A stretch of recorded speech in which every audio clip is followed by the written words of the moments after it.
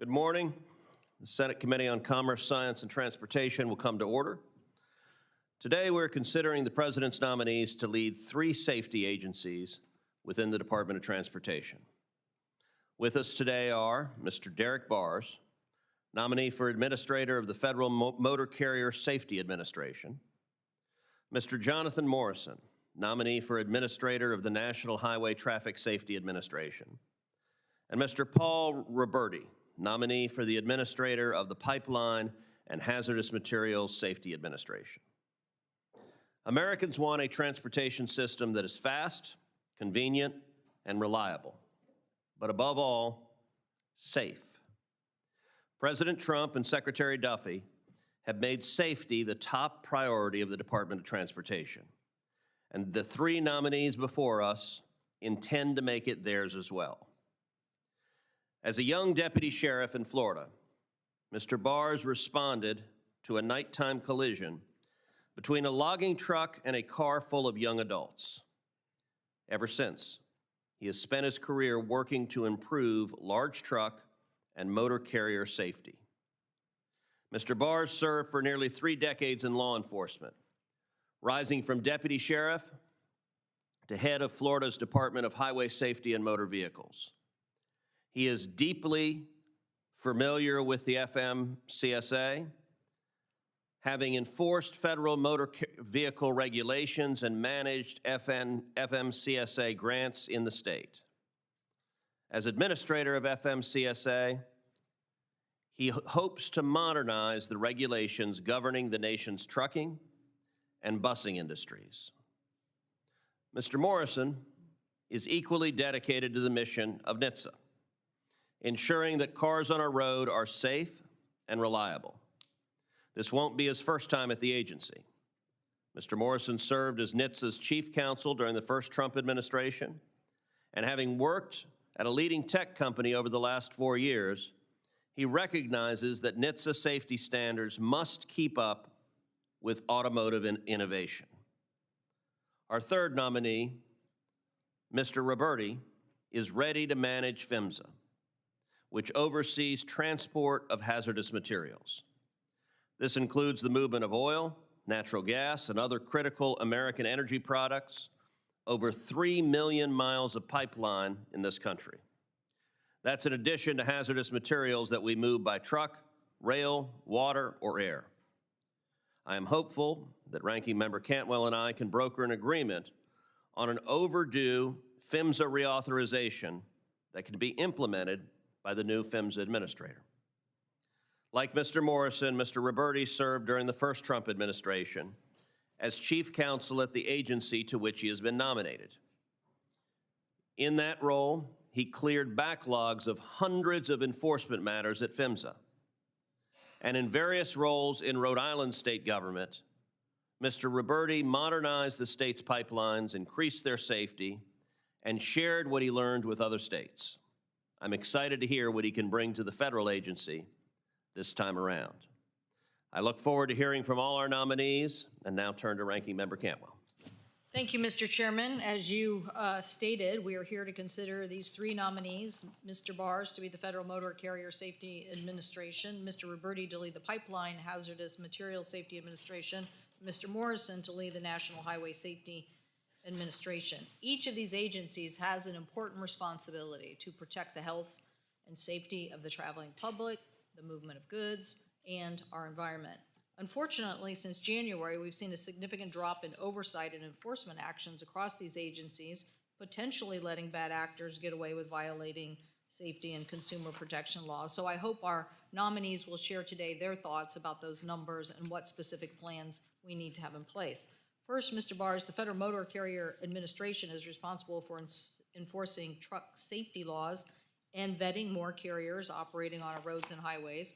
Our trucking industry is essential to the movement of goods across the country, with 70% of the total value of commodities shipped in the United States traveling by truck. So big responsibility. Over 5,000 people are tragically killed in large truck crashes each year. The Federal Motor Carrier Safety Administration has closed 78% fewer cases this year compared to last year. So we'll want to ask about that. Since PHMSA can shut down bad trucking companies, this lack of action could mean unsafe trucking companies may be continuing to operate, or fraudulent actors, or people scamming consumers or businesses. So I hope you agree that a plan to address this decline is a serious issue. Mr. Roberti, the Hazardous Material Safety Administration, is the federal watchdog responsible for ensuring that explosive and toxic materials are transported safely across the country, whether by pipeline, by truck, or train.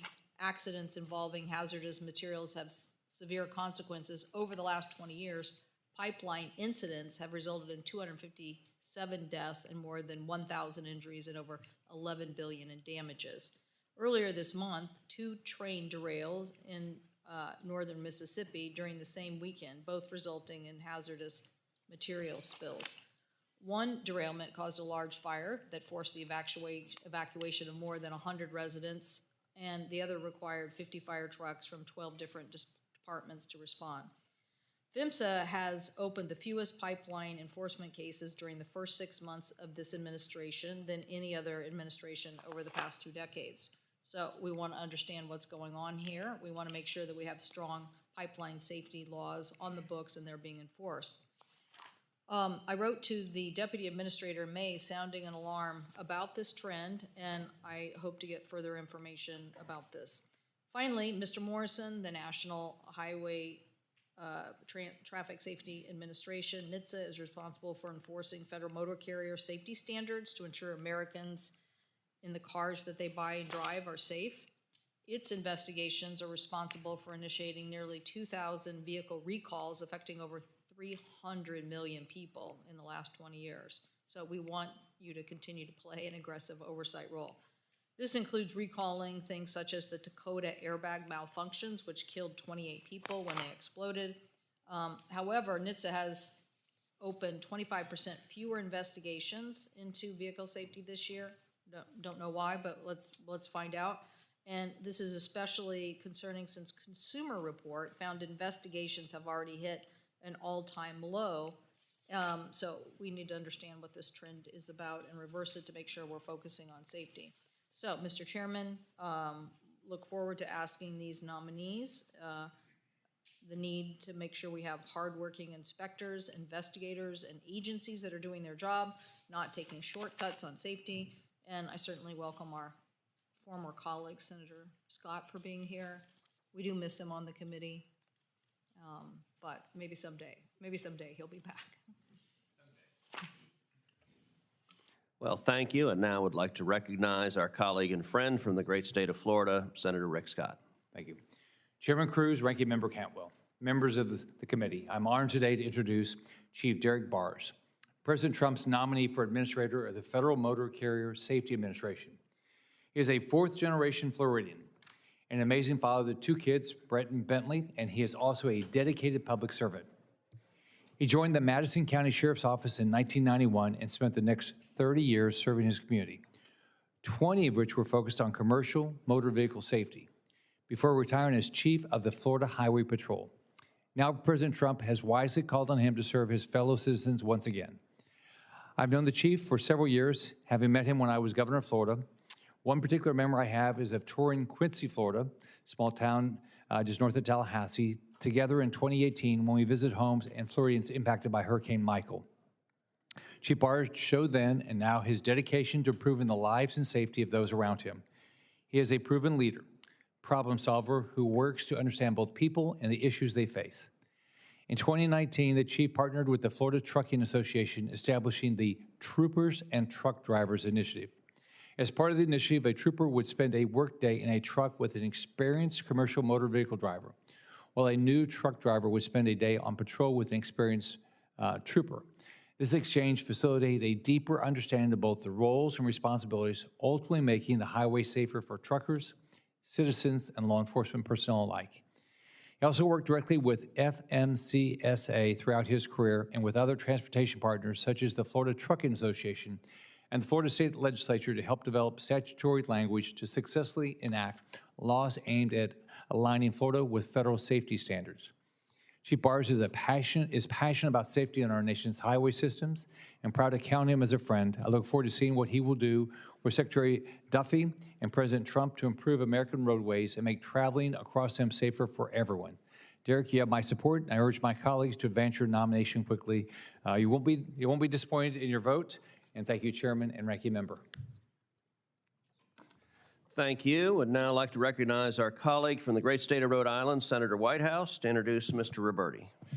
Thank you, Chairman Cruz and Ranking Member Cantwell. I'm here today to introduce Paul Roberti of North Kingstown, Rhode Island, for his hearing on his fitness to serve as the Administrator of the Pipeline and Hazardous Materials Safety Administration at the Department of Transportation. I had the good fortune of working with Paul in the Rhode Island Attorney General's office, where he was an Assistant Attorney General and Chief of the Regulatory Division, supervising matters that I once had in earlier years. He served in that role under both Democratic and Republican Attorneys General with distinction, dedication, and a strong work ethic. Paul now manages risk consulting at Ernst & Young LLP, where he provides consulting services to public utilities, focusing on compliance with legislative and regulatory mandates.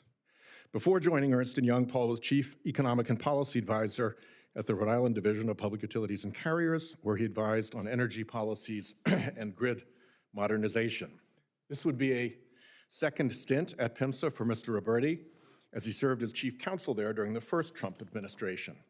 I hope Paul will honor PIMSA's fulfillment of its obligations to protect public safety and the environment. There's work to be done.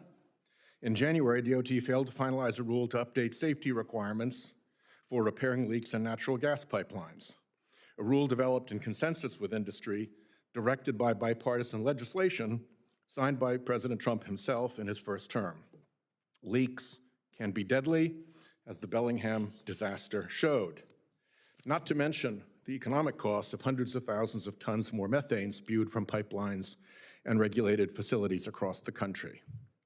The Trump administration also withdrew a draft rule on CO2 pipeline safety, another very bipartisan measure that came through the Senate, which will delay the build-out of nationwide carbon capture infrastructure, contrary to solid bipartisan support in this body.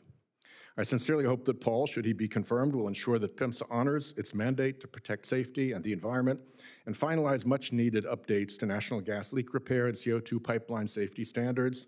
I wish him all the best and appreciate the opportunity to introduce him today. Thank you. We appreciate your coming and joining our committee this morning. And I now recognize Mr. Bars for his opening statement. Thank you. Chairman Cruz, Ranking Member Cantwell, and members of the committee. Thank you for the opportunity to appear before you today as the President's nominee for Administrator of Federal Motor Carrier Safety Administration. I'm honored by the trust placed in me by President Trump and Secretary Duffy to serve in this critical safety role. I would like to thank my family, friends, and colleagues for their unwavering support. I'm especially grateful for my parents for their long life encouragement. I wish my mother could be here today, but I know she's watching proudly in heaven. The trucking industry touches all of our lives. Commercial drivers transport over 70% of our nation's freight and share the road with us every day. These professionals are the backbone of our economy. They work long hours, often away from their families, to ensure that we have the goods we rely on. I deeply respect the dedication and understand the delicate balance between enhancing safety and enabling efficient freight movement. I salute and value the American truck driver and thank them for their work. I'm a multi-generational Floridian raised in rural Madison County, which is in North Florida. That upbringing instilled in me the values of faith, family, community, responsibility, and service. My journey in public service began as a teenager with the Madison County Sheriff's Office, driven by a deep desire to serve my community. I'm incredibly grateful to the many individuals who invested in me over the years, whose guidance shaped my path, strengthened my commitment to service.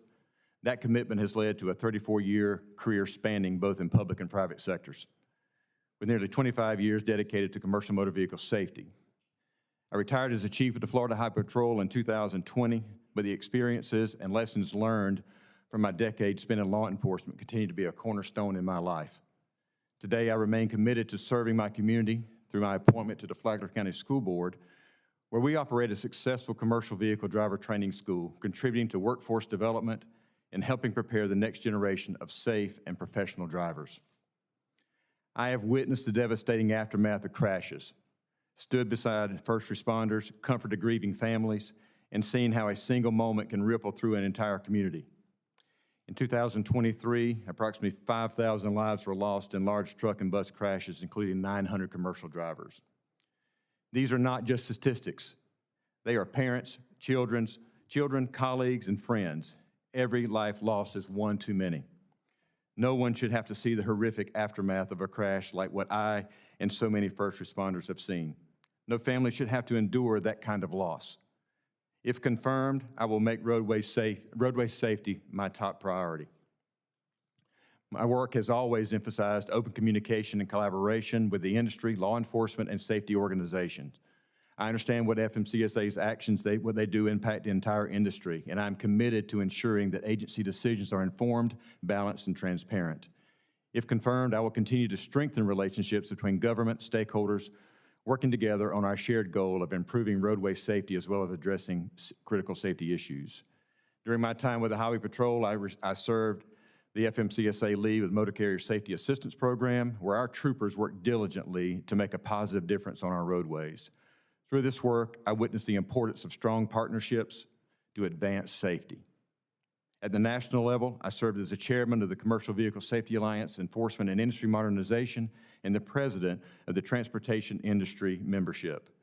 There, I helped advance initiatives in connected and automated vehicle technologies, data sharing, and cross-jurisdictional collaboration. I am grateful for the dedicated FMCSA employees who work tirelessly to improve commercial vehicle safety. If confirmed, I would be honored to lead this team in fulfilling the FMCSA mission to reduce crashes, injuries, and fatalities involving large trucks and buses. I will ensure the agency operates with integrity, transparency, accountability, and efficiency. So I want to thank you for your time and consideration. And if confirmed, I look forward to working with you and your teams to advance our shared goals of roadway safety and the efficient transportation of goods. And from President Roosevelt, I'm ready to be the man in the arena, and I'm prepared to get to work, and I welcome your questions. Thank you, sir. Thank you. Mr. Morrison, you're recognized for your opening statement. Good morning, Chairman Cruz, Ranking Member Cantwell, and distinguished members of the committee. Please push the button on your microphone. Start over again if I can. Good morning, Chairman Cruz, Ranking Member Cantwell, and distinguished members of the committee. It's a distinct honor to appear before you today as a nominee for Administrator of the National Highway Traffic Safety Administration, or Nitsa. I am deeply grateful for the trust President Trump and Secretary Duffy placed in me with this nomination. I want to recognize my parents, Noreen and Charlie, who are watching this morning from the town of Cool, California. I would also like to thank my family, friends, colleagues, and mentors for their support and guidance over the years. Most importantly, however, I want to recognize my wife, Fernanda Morrison, who is here with me today. She has been my constant foundation, inspiration, and motivator, and I would like to thank her for her support and sacrifice. I spent my entire career in the automotive and technology fields. After being the first in my family to graduate from college and then law school, I started my career at the California New Car Dealers Association, where I worked on legal and policy issues affecting the automotive industry. I later led an automotive compliance consulting company that worked directly with industry clients to implement regulatory requirements. I was then appointed as chief counsel to the agency I'm now nominated to lead, where I worked shoulder to shoulder with Nitsa's fantastic team of highway safety attorneys, engineers, economists, and other researchers and professionals. After President Trump's first term, I was hired by Apple, where I worked closely with leadership and a host of amazing engineers and designers on a range of issues, including working through regulatory implications of cutting-edge technologies. I humbly believe that the culmination of my experiences qualifies me to be Nitsa's next administrator. Why am I passionate about this role? I believe that the motor vehicle has been instrumental to the success of the American public over the last century. Ready access to a car or truck greatly expands our personal, professional, and recreational horizons well beyond any other transportation technology, and has so much to do with the ability to achieve the American dream through upward economic mobility. But our nation's relationship with the automobile is facing several critical challenges, as is the automotive industry itself. I'd briefly like to mention three. First, this personal mobility comes at a great cost. Each year, we see approximately 6 million crashes, millions of injuries, and tens of thousands of fatalities. And with the pandemic, our nation saw an increase from 2019's 36,000 crash fatalities, already unacceptably high, to over 43,000 fatalities in 2021. While fatalities have trickled down since, we're still several thousand fatalities higher than just before the pandemic. Each number represents a parent, a child, a sibling, a spouse, or friend, and everybody in this room has likely been affected by a crash where somebody has been severely injured or killed. Despite this, every year, 50% of those killed in crashes chose not to wear a seatbelt. 1/3 involved a driver who chose to use drugs or have that extra drink or two and drive impaired. 30% involved a driver who chose to speed, reducing reaction times and massively increasing crash forces, and far too many involved drivers who chose to drive distracted. Since the vast majority of these crashes have been caused by human choice or error, we need to double down on successful countermeasures to driver behavioral risks. And that starts with reinvigorating the agency's partnership with states and law enforcement to emphasize the critical importance of traffic enforcement action and removing unsafe drivers from the road. Second, today's vehicles are safer than ever, but not enough people are buying them, so resulting in the oldest fleet in U.S. history, averaging nearly 13 years. Not coincidentally, today's vehicles are far more expensive than ever. Ensuring a supply of affordable vehicles that meet consumer needs and wants is critical to addressing our safety crisis. Nitsa can support this by ensuring our regulations meet the need for motor vehicle safety without imposing undue costs or design restrictions that hamper innovation. This means identifying unintended barriers to innovation and pursuing robust yet design-neutral performance standards. And third, providing room for continued safety innovation is a hallmark of the Vehicle Safety Act and is critical to enabling safety improvements in the fleet of tomorrow. Technologies such as software-defined vehicles, zonal architectures, alternative powertrains, and especially automated vehicles, or AVs, pose potential benefits in terms of safety and efficiency, but are complex and introduce risks unique to each application. Nitsa cannot sit back and wait for problems to arrive with such developing technologies, but must demonstrate strong leadership. For AVs in particular, this means deep and sustained engagement with industry, state and local governments, and technical safety experts. It also means creation of a safety framework consisting of guidance and, yes, regulation. Realization of the mobility and safety benefits from AVs depends entirely upon consumer trust, and that trust must be rooted in safety. The technical and policy challenges surrounding these new technologies must be addressed. Failure to do so will result in products that the public will not accept and the agency will not tolerate. I look forward to today's hearing and hope to earn your support. Thank you. Mr. Roberti, you're now recognized. Chairman Cruz, Ranking Member Cantwell, and members of the committee, thank you for the opportunity to be here today. It is a great honor to be nominated by President Trump, and I am equally grateful to Secretary Duffy for his trust and confidence in my ability to lead the Pipeline and Hazardous Materials Safety Administration. I am pleased to be accompanied today by my three wonderful sons, twins, Christian and Ethan, and their younger brother, William, and my two brothers, Dino and Peter, and some very close friends and colleagues who traveled from New York, New England today. My friend Jake Van Reen, my good friend Kim Baruti, and Paul Afonso from Massachusetts. I also want to thank Senator Whitehouse for his kind introduction and his commitment to public service and leadership on behalf of the citizens of Rhode Island. I come to Washington to serve the nation from Rhode Island, where I grew up as the son of school teachers who fostered a culture of learning, loyalty, and hard work so that each of my brothers and I could build a future called the American Dream. My pathway to public service began 35 years ago, and through various positions in state and federal government, I always relied on an inner moral compass to do the right thing and to see that my actions and decisions reflected the interests of average, everyday citizens who expected good government from those who were charged with serving the public interest. My career took me into energy and utilities. From very early on, I was amazed at the complexity of the energy systems that delivered vital services to society, powering our economy and way of life, and at the same time achieving reliability and affordability for the consumers who ultimately paid the bills. The vast network of pipelines in our nation represents the cornerstone of our economy and our bright pathway to achieving energy independence. The energy products moving through pipelines keep us warm at night, drive manufacturing, and help ensure that the electric grid never fails. The reliability and safety of these systems literally can spell the difference between life and death.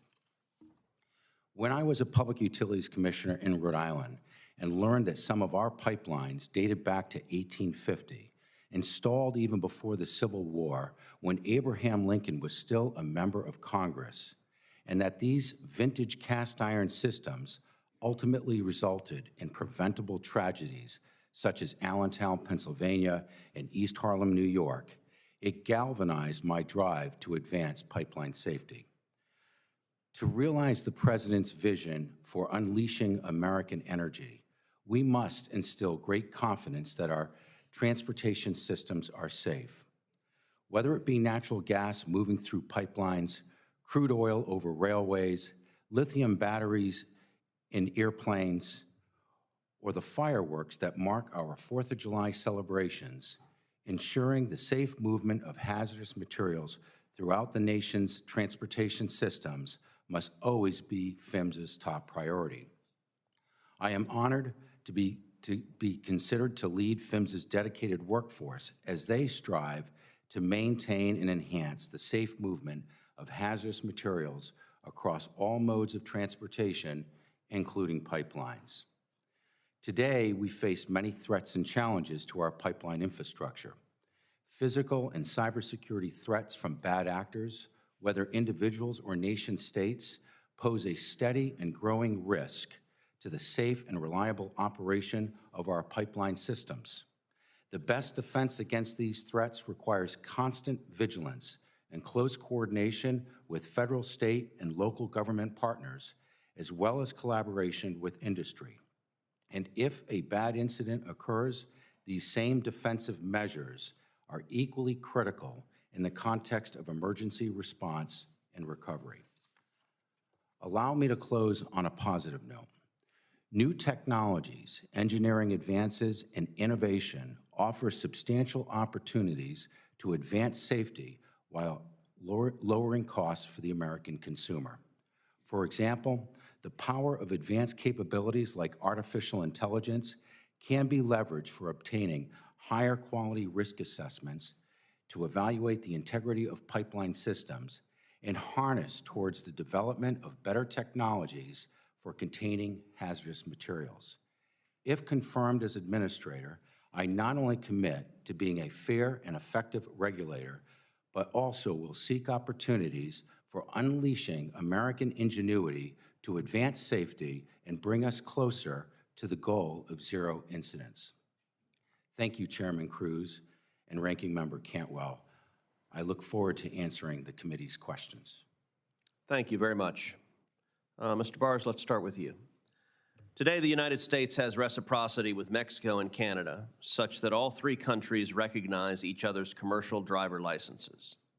The state of Texas and the Texas Trucking Association have flagged that drivers with fraudulently issued Mexican CDLs are coming into the U.S. These drivers may not actually have the experience to drive safely on the roads and could potentially be violating U.S. cabotage laws. Mr. Bars, can you discuss your views on this issue, and if confirmed, will you work with me and my office to fix this problem? Senator, thank you for the question.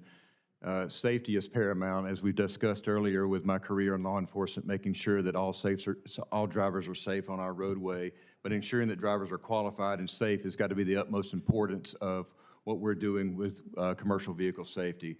If confirmed, I'm committed to addressing this particular issue. I've worked closely with the Texas Department of Public Safety throughout my career and understand that this particular issue is concerning, and we'll work closely with you in your office to ensure that we can make sure that all drivers who are in our country are safe. Thank you.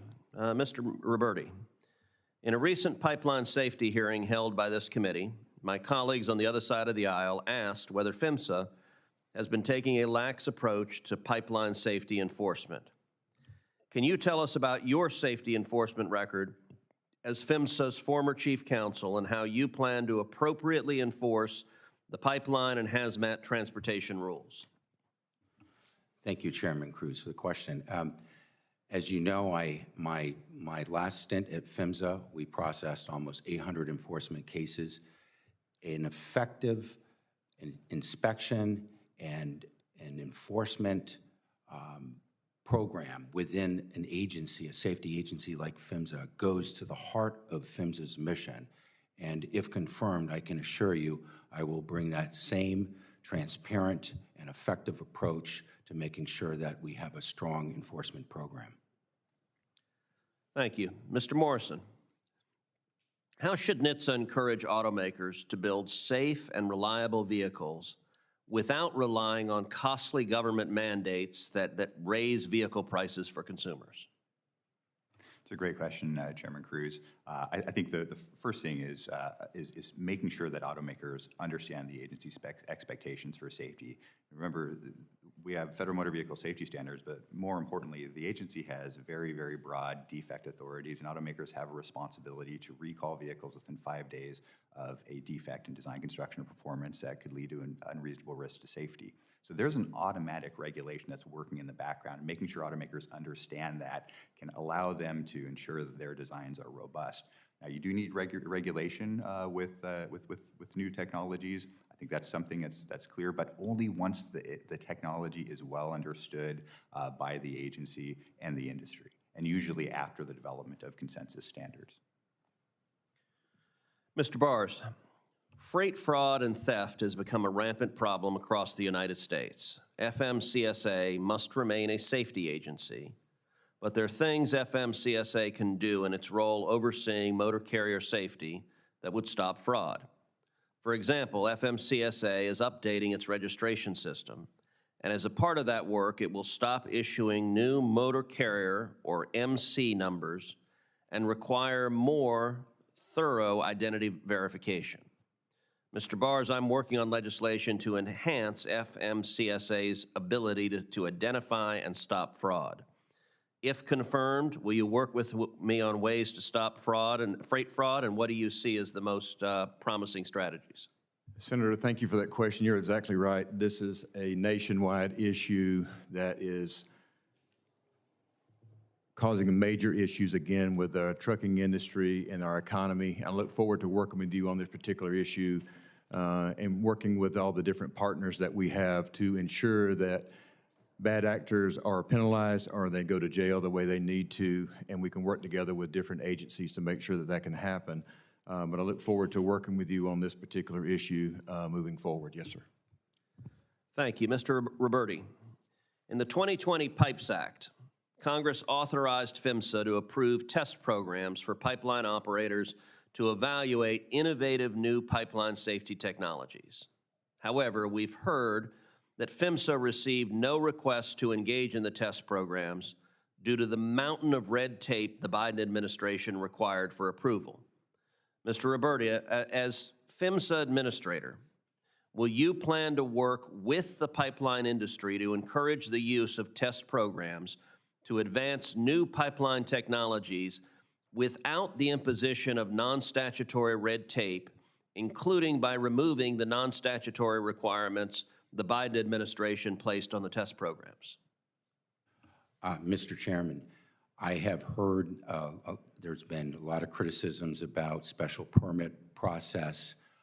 As I stated in my testimony, I'm a big believer that innovation and new technologies are the leading edge for shifting the regulatory paradigm towards better safety.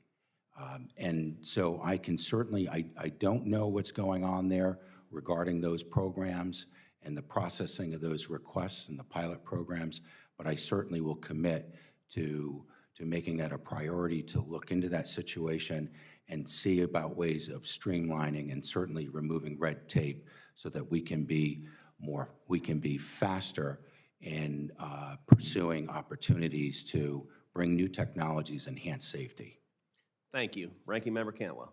Thank you, Mr. Chairman. Gentlemen, you know, I could probably fill like this roster here with reports from GAO or Inspector Generals about a problem we had in FAA where organizational design authorization was given to Boeing to have inspectors review the work and work with the FAA. Now, that is still the system we have today, but what we found is that there were those who were retaliating against those ODA members and basically saying, you know, you might lose your job or this might happen if you take a strong enforcement measure. So we learned in aviation that was a big mistake. And so we've corrected that by passing a new FAA law that basically protects those ODA members from retaliation. This Department of Transportation has issued a new rule basically saying that you can retaliate against the inspectors in your agencies. So I want to know from you whether you believe that you are going to protect these inspectors from that kind of retaliation. Will you commit to being a strong policeman on the beat and making sure there's no political interference at your agencies on those inspectors? Senator Cantwell, thank you for the question. I can tell you that throughout my career in law enforcement, I mentioned earlier that enforcement is key, and making sure that the bad actors, as was mentioned here, are dealt with accordingly. And the inspectors and officers that work within FMCSA have a diligent job to do in making sure that they can carry out the missions and place these bad actors out. And it's extremely important to me that we make sure that we do that and we work together collaboratively with them so then give them the tools in the toolbox that they need to address these issues that you're referring to. So no political retaliation? Senator, I'm looking forward to working with them and making sure that they're able to do their job, and I think that's what's important. Thank you. Yeah, from my experience working with the fantastic investigators, both in the Office of Vehicle Safety Compliance and the Office of Defects Investigation, you know, you really need a robust, honest, back and forth relationship with them. We need the data. They need to analyze the data to determine whether or not there might be a defects or non-compliance. And so ensuring that level of trust is critical. And making sure they're not harassed by somebody. Absolutely. Great. Thank you. Mr. Roberti? Senator Cantwell, I would say that in my history at PHMSA, the inspection enforcement teams know how important I think what they do is to carrying out the mission of safety, and I certainly would impose no chilling effects on them exercising their duty, subject to oversight. My oversight as administrator to make sure that we are fair, transparent, and impartial in the way we cite operators for violations of federal standards. Quickly, Mr. Morrison, could you, because I have a question from Mr. Roberti, what are your priorities in setting regulations? The emergency brake issues for trucks, what are your first priorities? I think first need to get in. I'm not in the building now, and so I need to make sure that I get up to speed with the agency. Is there anything that bothers you right now that you think we need a regulation on?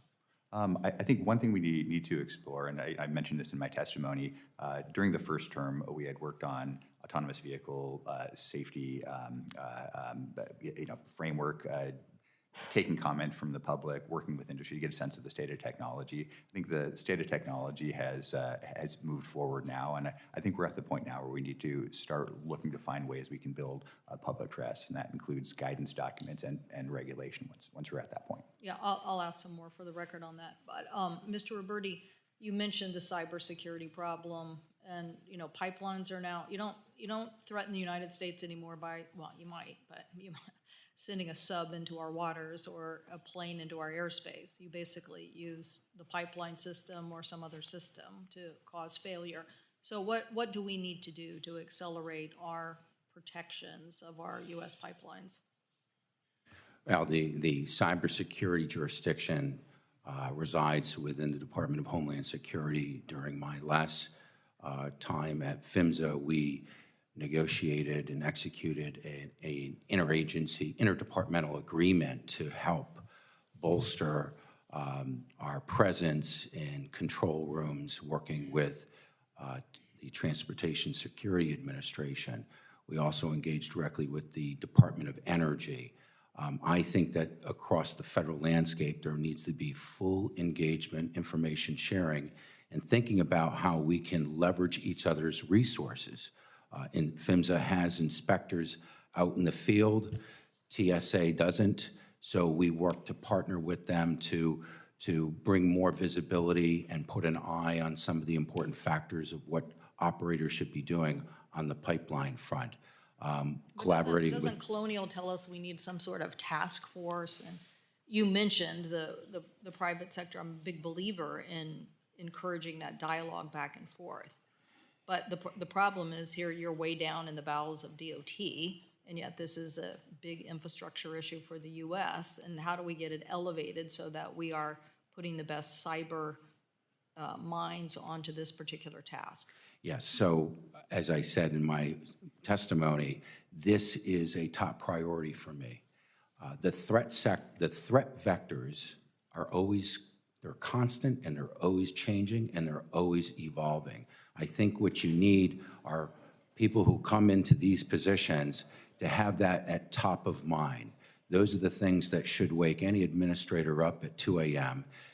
That should drive extra activity towards coordinating with other federal agencies, the FBI, the Department of Energy, the Federal Energy Regulatory Commission, the Department of Homeland Security, so that we have constant information sharing and to be thinking about in the field, both from a physical and cyber perspective, where is the next wave of attack going to be based upon what we have witnessed. But remember this, in my experience, I have a lot of experience with this, working in prior positions. It is never the moment that the attack of today is an indicator of future threats, but does not necessarily replicate what that next threat vector and attack will be. And that's where we need tremendous vigilance. There's Thank not you. enough. We're way out of time, but that is a very important. I'm glad you have such fervor on that point. Thank you, Mr. Chairman. Thank you. Senator Blackburn. Thank you, Mr. Chairman, and congratulations to each of you. Mr. Bars, I want to come to you. I know that Chairman Cruz talked to you about the fake CDLs, but there is another issue that we've heard a good bit about, and it is during the Obama years, they would not prohibit individuals who did not speak English, could not read English, from having commercial driver's licenses. And one of the things that Secretary Duffy has done is to look at this and to end this practice. It is a public safety issue. So I would like for you to speak for a moment about the need to have people that can read and speak English as the commercial drivers and making our highways safer. Thank you, Senator, for the question. And you're right, and I've mentioned in my opening statement, of course, my career speaks for itself with, in law enforcement.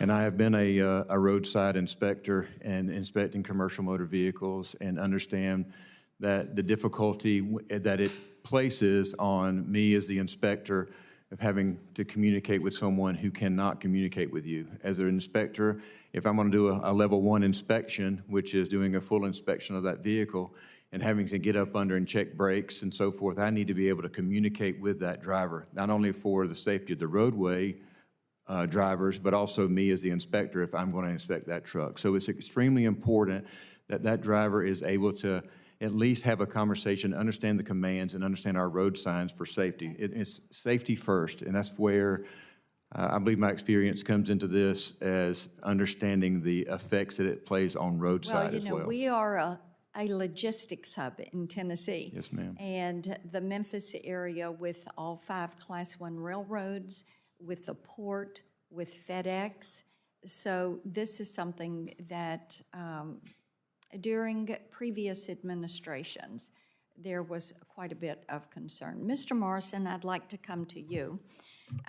Auto engineering and innovation is something we do very well in Tennessee, as we have several of the automakers there, and we want to continue to set the pace when it comes to auto innovation. Autonomous vehicles are something that there's a lot of work being done around these, and we want to make certain that we are setting the standards on this.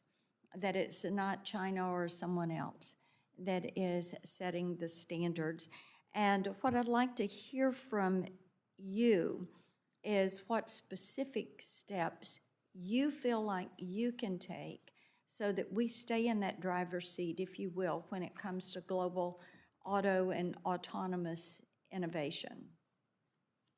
Fantastic question, Senator, and thank you for asking it. I think from what I've heard from industry over the last several years is there may have been a bit of a lack of federal leadership in this space, and that means a lot of engagement with industry to understand the technology, what are the protocols for development and future deployment plans. The last thing you want to be in industry is spending billions and billions of dollars down a particular technological pathway and then have the federal government shut the door on that pathway. That has a major chilling effect on investment, and that's something we have to avoid. So and we need national standards. Yeah, absolutely, and you may have heard Secretary Duffy has made a core part of his mission establishing a federal framework for AV policy, and that's something I'm very excited to work with him on. Right. One item I do want to highlight with you, there's legislation, the She Drives Act.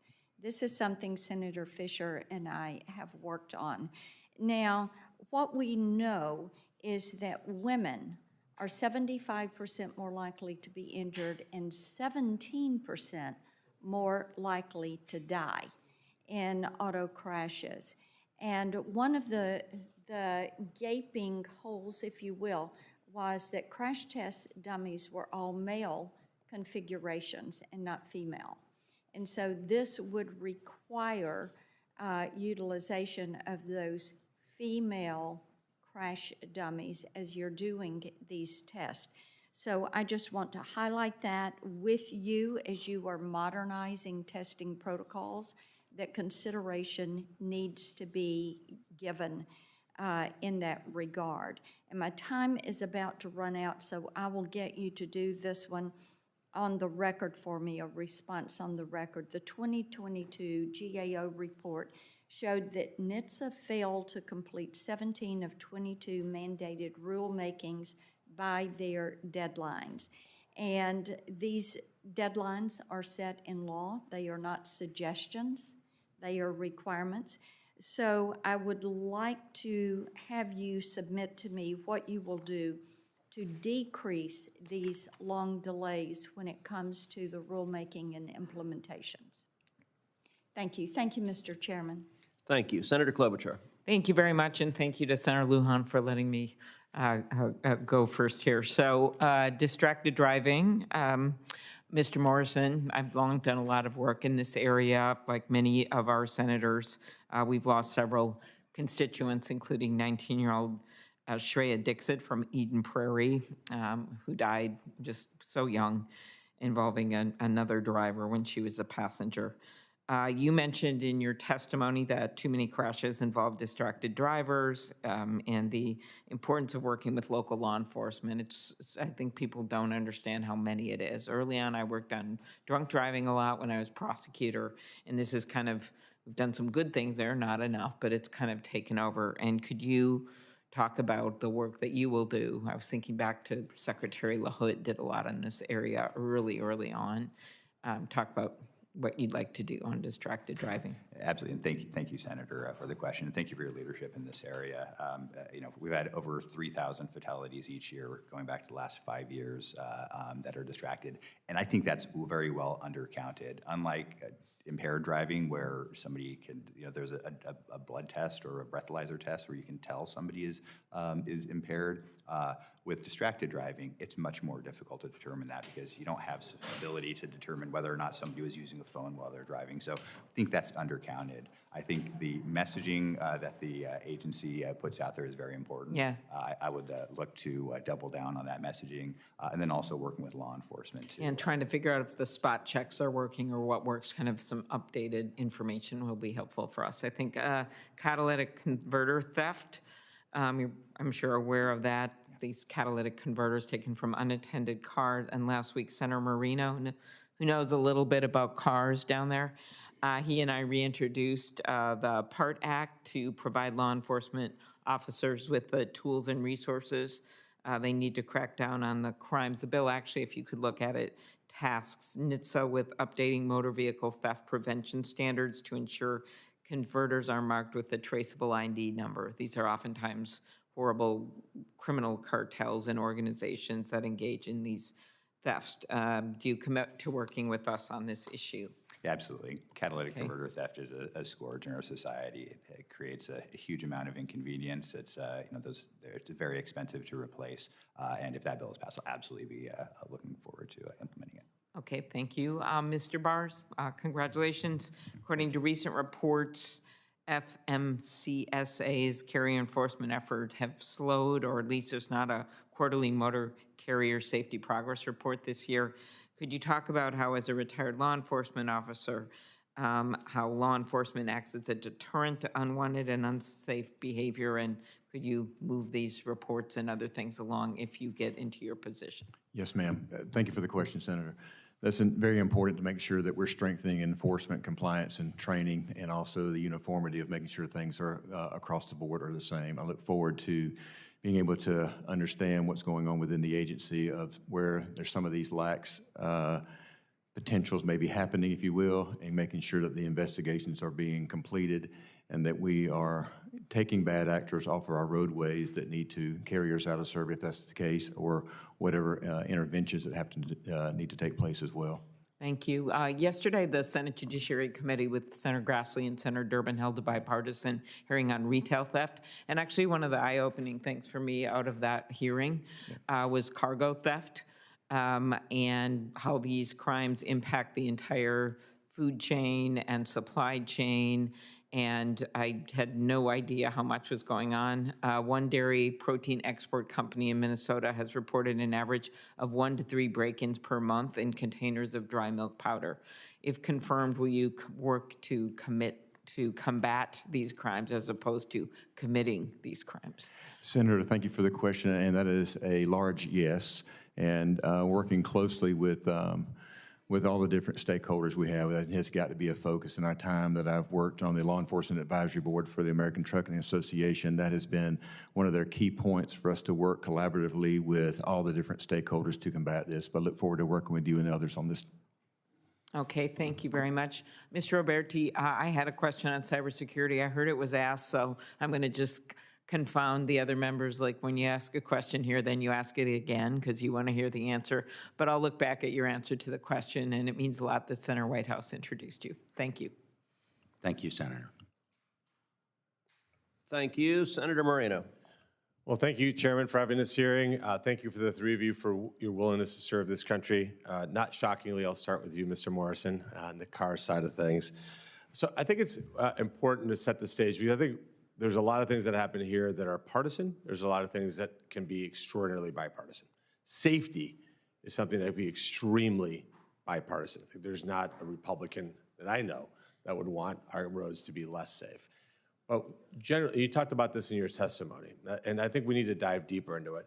Talk about where we are today with the age of our fleet. So in other words, the average car, how old is the average car out there right now?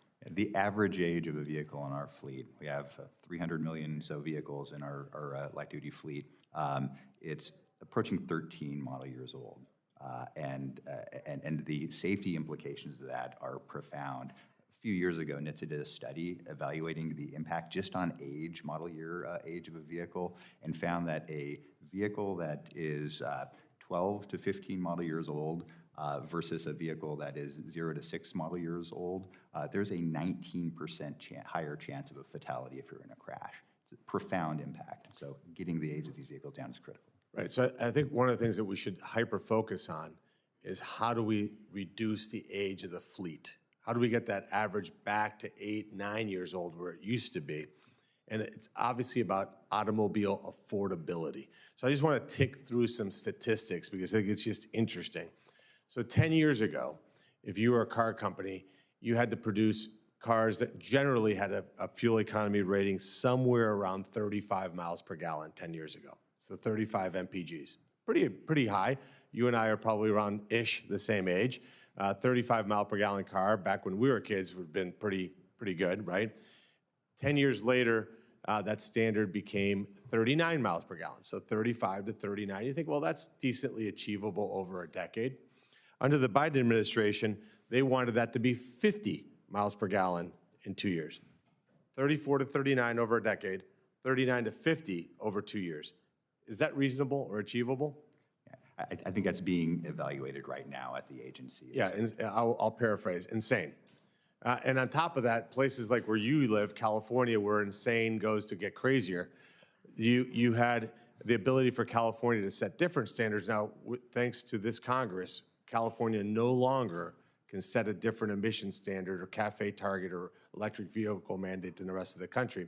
And thanks to our leadership of our chairman, I'll give him full 100% credit, car companies no longer have to pay these outrageous fines. And I just want to quantify that. Last year, car companies paid Tesla almost $3 billion in credits so that they could avoid these fines. Who pays those? Who pays that money? Like ultimately, is it the car companies? Yeah. At the end of the day, a consumer is going to pay for that. Right. And so, but how do they pay for it? So here's something else that happened during the Biden era. The average car price went up $8,000. That's almost 20%. So somebody who was shopping for a car 5 years ago and shopping for a car today, they're seeing an increase of 20%. So what's the result? I'm holding on to my car. That's how the cars got older. And if we can get this idea of how do we drive down the price of automobiles, I want to just ask you, Mr. Morrison, would you be willing to take a leadership position as President Trump is renegotiating trade deals with other countries to harmonize standards? So now the good news is Ohio, California, New York, Florida, one set of standards. But now let's make it so that any car that's qualified as a standard in America or Europe or South Korea or Australia, one set of standards. Would you commit to leading that effort? Yeah, if the president asked me, I would absolutely support that. All right. And then let's think about something else. How do we drive down the price of automobiles by getting rid of just insane federal regulations? I don't drink at all. And yet, in the infrastructure law, which has to do with roads and bridges, they snuck in a provision that starting in 26 model year vehicles, I have to have an impairment detection device in my vehicle before my car can start. Is that going to be free? No technology is free. No technology is free. So why would I have to have an impairment detection device in my car? I mean, that makes no sense. That doesn't lower the price of cars, right? That raises the price of cars. So we have to, if the North Star is safety, we should have total and complete consensus around this idea of lowering auto prices. And obviously, Mr. Chairman, as you know, because I ask you about this every time I see you, we should have a totally separate hearing on what we can do here at the federal government to lower the price of automobiles. When affording a car is out of reach for most Americans, that has grave implications for job seekers, for the ability to get to hospitals, for ability to have personal freedom. So we need to drive down the cost of automobiles. And I hope when you're confirmed and you're in that agency that you're there to get that done and to drive down the cost of automobiles. I'm over time, so thank you, Mr. Chairman, for your time. Thank you. Senator Lujan. Thank you, Mr. Chairman. Here's a thought, Mr. Morrison. Why don't you just eliminate seat belts from cars, eliminate backup cameras from cars? Hell, stop making them out of metal. Make them out of plastic, and let's find the cheapest car that we can sell to the American people, and we'll modernize the fleet, and more people will die. I don't know if my colleagues know this, but there was not a provision snuck into a piece of legislation that's going to save people's lives in America. You and I met. I asked the same questions to Secretary Duffy. I was surprised to learn from him that his wife also survived a horrible crash. I don't know if you know this, Senator Moreno, but I survived a head-on car collision in my early 20s when I was driving home from a basketball tournament because a guy was drunker than shit and drove right into me in front of my church, in front of the place where my grandfather is buried. I'm a person of faith like you. Somebody helped save my life that night. 10,000 people die a year in America because we want to talk about self-driving cars. Hell, I can go to states right now and jump in a cab and there's no driver.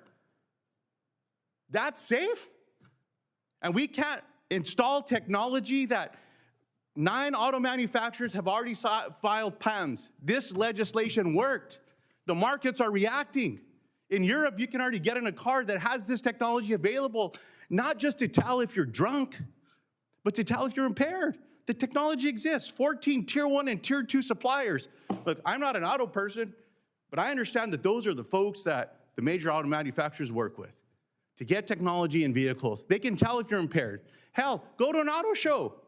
If I sold cars, I'd go to several auto shows to see what the latest and greatest is and get in those cars, and you'd be surprised how much technology exists today.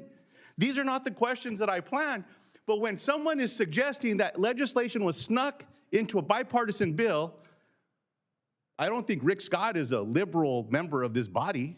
He was my partner. Senator Capito, who also sits on this committee, has been a driver of this legislation. I've been proud to earn the support of my colleagues from across the country to get this done. We've got to find a way to do it. So my question to you, Mr. Morrison, is this piece of legislation that is called the HALT Act, it's the Honoring the Abbas Family Legacy to Terminate Drunk Driving. Who lost a family member to a drunk driver? There's rules currently pending at the Department of Transportation. I'm very disappointed that under Secretary Pete Buttigieg, under President Biden, this was not finalized. It was bipartisan.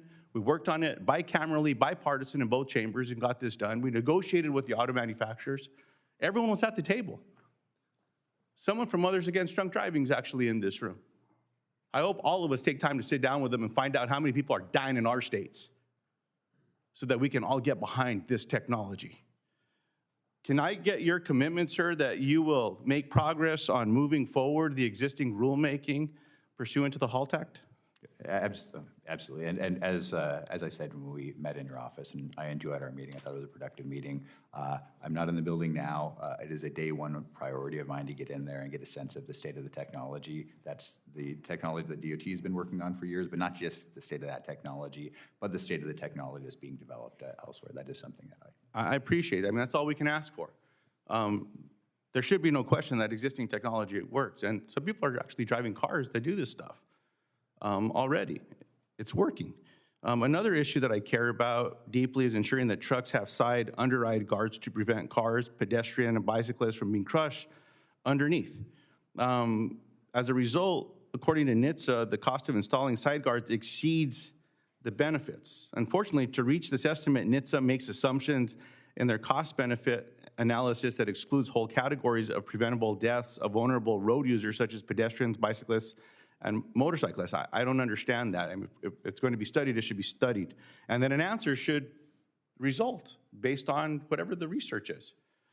Yes or no, will you commit to counting pedestrians and bicyclists as preventable deaths for vulnerable road users in the cost-benefit analysis and any future rulemakings on side underride guards? I will work with the economists with the Nitsa to make sure that everything appropriate is being considered. I'm not familiar with that particular study that was issued, but it's something I appreciate that. Mr. Bars, in New Mexico, we see firsthand the dangers that come with heavy freight traffic on highways, especially along I-40 and I-25, the two major arterials in our state, where my constituents have raised real concerns about safety. Truck crash deaths are up more than 60% nationwide since 2009, including nearly 5,500 lives lost just last year. What steps will you take as the administrator to make sure the FMCSA is doing everything it can do to reduce crashes and protect drivers and families on our roadways? Senator, thank you very much for the question. Roadway safety being top priority for me and my career. As I mentioned in my open statement, working closely and with our MICSAP grants, there are law enforcement officers in your state making sure they're doing the aggressive traffic enforcement that needs to be done.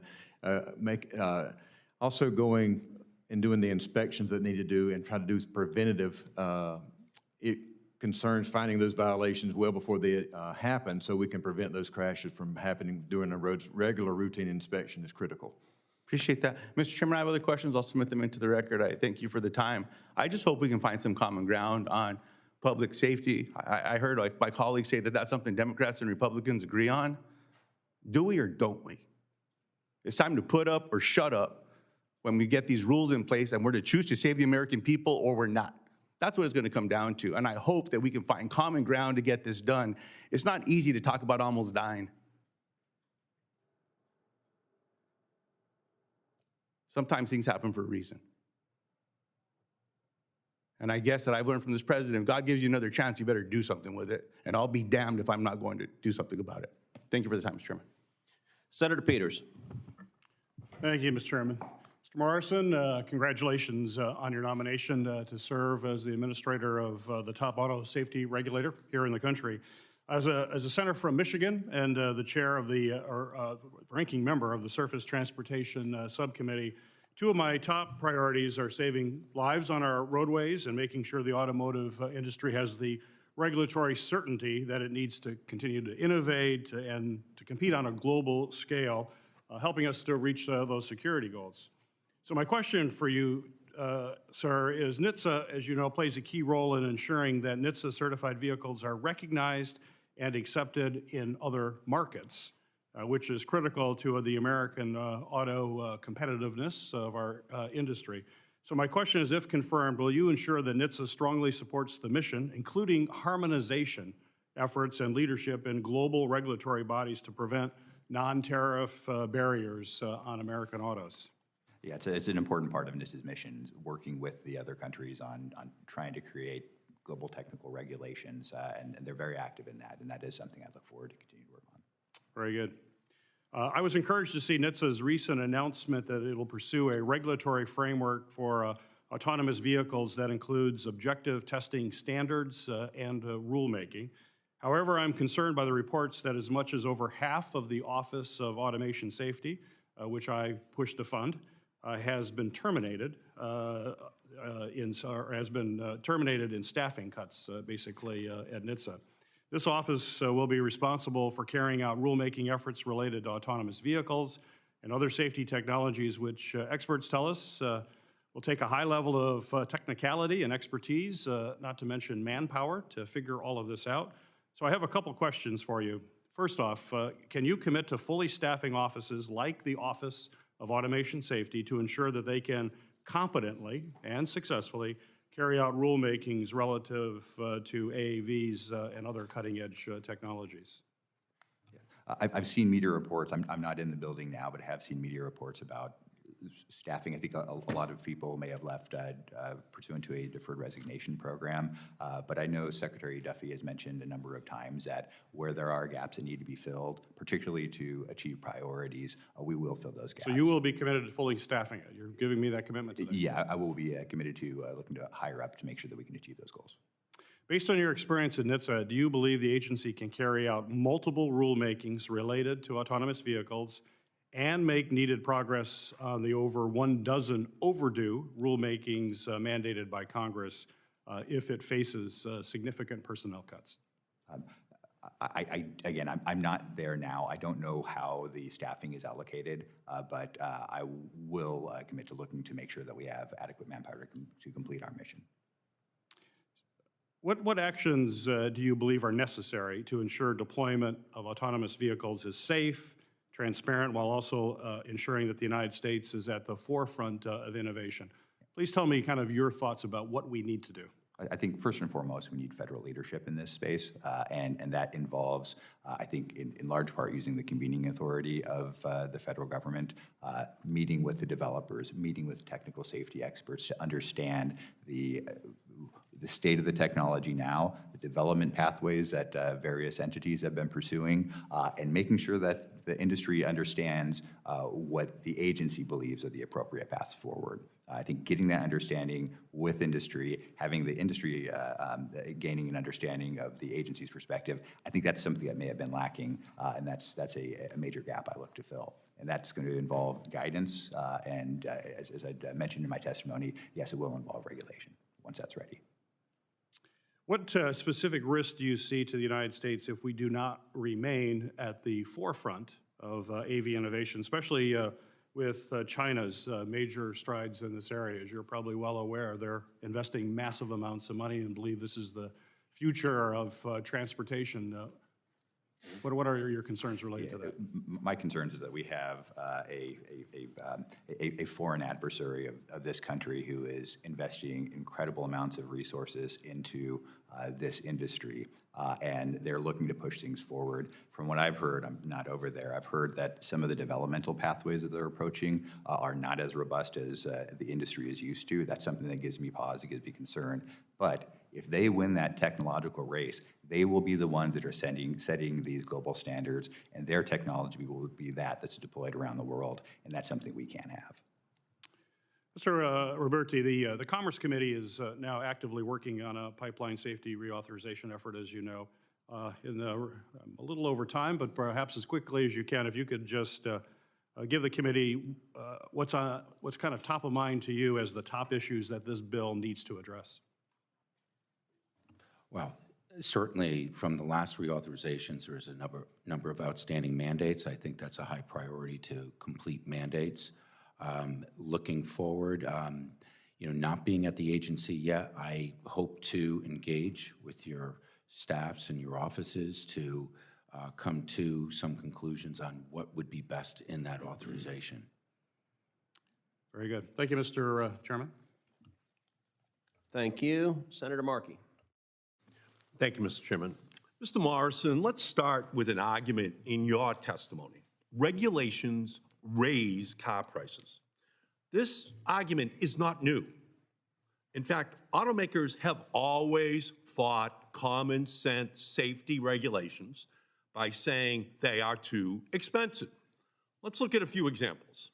In 1961, the New York Times reported on the fight to require seat belts in vehicles. The New York Times reported that, quote, car manufacturers still are adamant in their position that safety must be keyed to cost. If this contention prevails, the seatbelt will be an optional item of extra cost. Mr. Morrison, yes or no, was the government right to require seatbelts in every vehicle? Absolutely. All right, that's good. Here is a headline from April 6, 1975, titled, Industry Resists Car Safety Costs. That documents how the auto industry lobbied against requiring airbags in every vehicle. Mr. Morrison, yes or no? Was the government right to require airbags in every vehicle? Eventually, yes. Yes. And that brings us to today. Here's the headline from June 24, 2024. Automakers ask U.S. agency to reconsider emergency braking rule. Now, automakers are urging the National Highway Traffic Safety Administration to repeal its rule issued last year requiring automatic emergency braking in new vehicles, in part based on cost. Mr. Morrison, I understand that the Trump administration is currently reviewing that automatic emergency braking rule. Given the automakers' history of opposing common sense safety rules, do you agree that safety regulators should be skeptical of industry's arguments? I think regulators need to do their own homework and evaluate the costs. It's built into the Safety Act that one of the very important aspects of a federal motor vehicle safety standard is that notion of practicability, which does have cost implications. So that is something that the agency needs to do independently. Well, here's my message to you, Mr. Morrison. The automakers have cried wolf far too many times for us to take their arguments seriously. That's the answer I wanted to hear. Are there costs to implementing these requirements? Of course. But these measures might save your daughter, your son, your father, or mother, or brother. And to me, that's worth it. And that's why we have seatbelts. That's why we have airbags. And that's why we need emergency braking, in order to make sure that we protect family members who otherwise would be injured or die. Mr. Roberti, I hosted you in Massachusetts in 2018. Thank you for coming. After pipeline explosions destroyed dozens of homes and killed a young man. And you know safety saves lives, Mr. Roberti. If confirmed, will you finalize the 2023 draft rule requiring that my pipeline safety law passed in the Trump era, PIPES Act of 2020, is finalized? Yes. Thank you. And Mr. Roberti, we've seen Elon Musk Doge staff come into agency after agency and sabotage our government's ability to keep the public safe, from the FAA to the National Weather Service. So, Mr. Roberti, if Doge staff told you to stop enforcing regulations or to fire inspection and enforcement staff who keep our system safe, would you do it? The answer is that the critical safety positions include inspection and enforcement personnel. They are not part of any layoffs or any part of workforce reduction. And if confirmed, as I've said, having an effective, a strong, robust inspection and enforcement program is the heart of the safety mission, and I will certainly commit to that. All right, well, again, the question of Doge undermining public safety is not a hypothetical. It's already happening. We've seen it in other agencies, and we've already seen services disrupted and lives lost as a result. The only question is whether we're going to have enough courage at the agency to protect our pipeline safety agency from those Doge attacks. And that will be your responsibility, Mr. Roberti, to put safety first. With that, thank you, Mr. Chairman. Thank you. Senator Fetterman. Thank you, Mr. Chairman. Welcome, Mr. Roberti. Is it fair to say that we had a warm, cordial, and productive meeting yesterday in my office? Senator, yes, I really enjoyed meeting with you yesterday. Yeah, I thoroughly did too. And yesterday we talked about, you know, my real issue is, and my commitment is that I wasn't here today to create theatrics, and I'm not looking for clipping or to make up on MSNBC or the thing. For me, I'm coming here because, and I know you are aware of a problem in my state, in a very specific county. And for me now, in a minority situation as a Democrat, I'm very confident that you'll have all the votes necessary to be confirmed. So for me, as a Democrat voting for nominees, for me, it's a statement saying we want to find a relationship. We want to work together to look for wins for my state, for a constituent, or really a win in Pennsylvania ultimately is a win for the country. And today, and I made a promise with you not to turn this into confrontation or anything. And so today, I'm here to discuss, for folks, it's a pipeline, 105 miles long, that with jet fuel across southern eastern Pennsylvania. And then essentially there was, everybody agrees that there was a leak. And I am part of it because I fly 50 out of 52 weeks. So we all need jet fuel, and we need to, it's not I'm not condemning anyone that produces jet fuel. It's really that the problem is that it actually got into someone's wells in Bucks County. And today, so I'm here today. I'm here. We have a constituent here from Upper Makeville, and her name is Christine, and she's here today. And now she has water that was contaminated by jet fuel, and she actually brought a sample here. Where we have, and now I'm not going to, it's like you can submit questions or you can submit testimony, and I am actually respectfully submitting this and encouraging you, anybody, to just smell it, because it honestly feels just straight up like fuel. I wouldn't want to put a flame around it, honestly. And for me, it's like I am really just welcoming, because I just want to work together, for a solution here. You're not responsible for any of this. You didn't participate in all of this stuff. You just have you be in a situation to actually work together to create that. So, I really would like to work with my friend and colleague, Congressman Brian Fitzpatrick, and we really are pushing to just, whether it's shutting it down or to do whatever necessary until we can figure out really what's happening. And now for me today, it's like, as I said in my office, is if you're able to extend a commitment to work together in my office, then I'm here today to extend a commitment to vote for you, because for me, it's about voting for you is about desiring a relationship to find a solution for this landowner, but also for my state.